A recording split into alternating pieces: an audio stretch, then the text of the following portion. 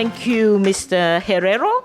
So now you understand why I said this is the most important panel, because we are talking about constitutions, we're talking about rule of law, we're talking about rights, and we're talking about how we manage to implement those.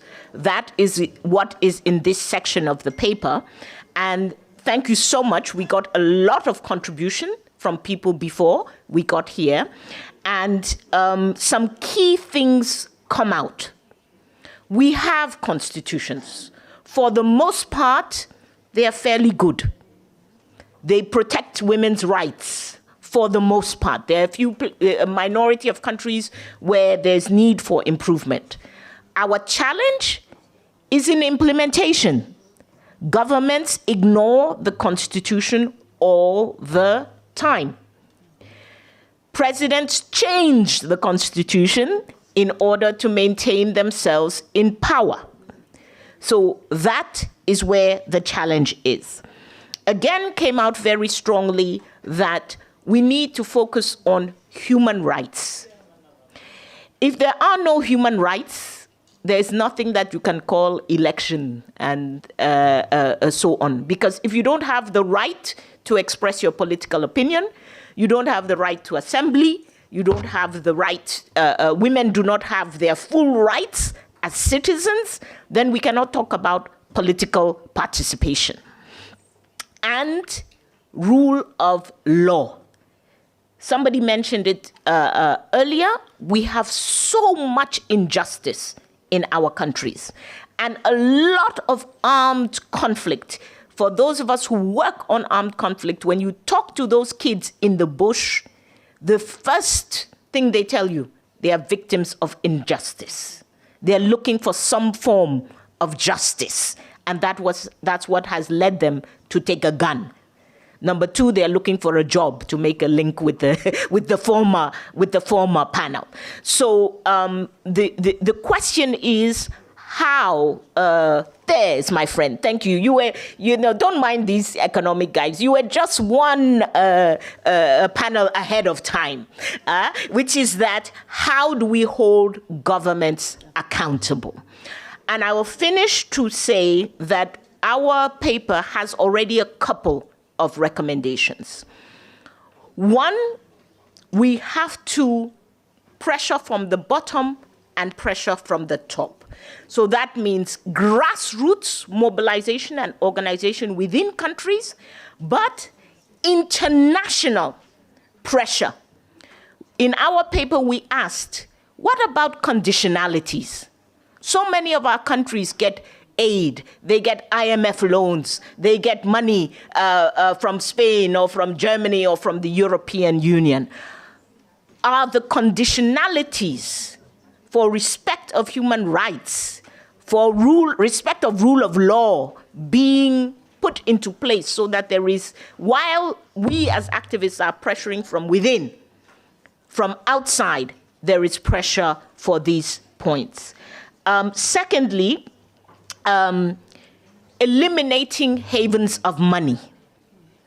Our thieves in Africa are very much in cahoots with your thieves in Europe and elsewhere. As we saw with the Panama Papers and all of these revelations that we have had, all these people stealing money are keeping it together in havens, many of them in Europe and some of them in other places. Do we not need to focus on that? And finally, as we talk about regional and interregional cooperation, the African Union, do we not just need to hold the African Union to a few indicators? Regardless of, we are not doing so well with them on democracy and human rights, but what about development indicators? Can we not ask each African Union country to simply report on percentage of people who have access to water, percentage of people who have access to electricity, percentage of people who have access to the internet? The former group was talking about digitalization, There is no internet infrastructure, guys.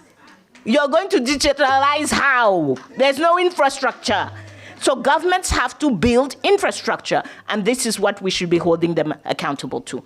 Those are some of the elements in our paper for the broad elements, and I hand over to Jestina. Thank you very much. The issue of elections... Just a word. I hope it's just a word. Comprendo todo lo que se ha dicho, la necesidad de determinadas cosas concretas en vez de normas y palabras. De acuerdo. De acuerdo en que el presidente de turno puede no respetar las normas, sin duda.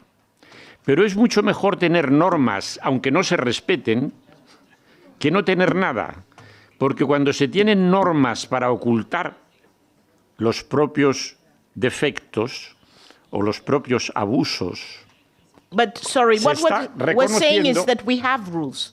Claro. We have plenty of rules. Pues consérvenlas. We have, if you ever read the African Charter on Democracy and Human Rights, it's perfect. It's perfect. Even women's rights are in the Charter. The Maputo Protocol, all the countries have signed this. Our problem is implementation.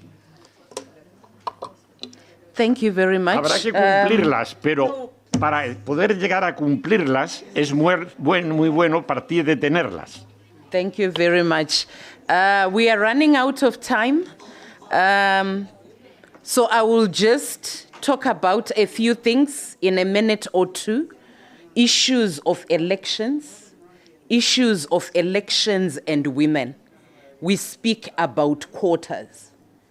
Is it the right way to approach for women to be able to get power? Because at the end of the day, we have women who tell us that as they get to parliament, they are ridiculed on those affirmative action proposals that allow them to get into parliament. And at the end of the day, their confidence and self-esteem is taken away from them because the men call them all sorts of names. And then when we are talking about accountability, the issue of civil society also comes into the fray.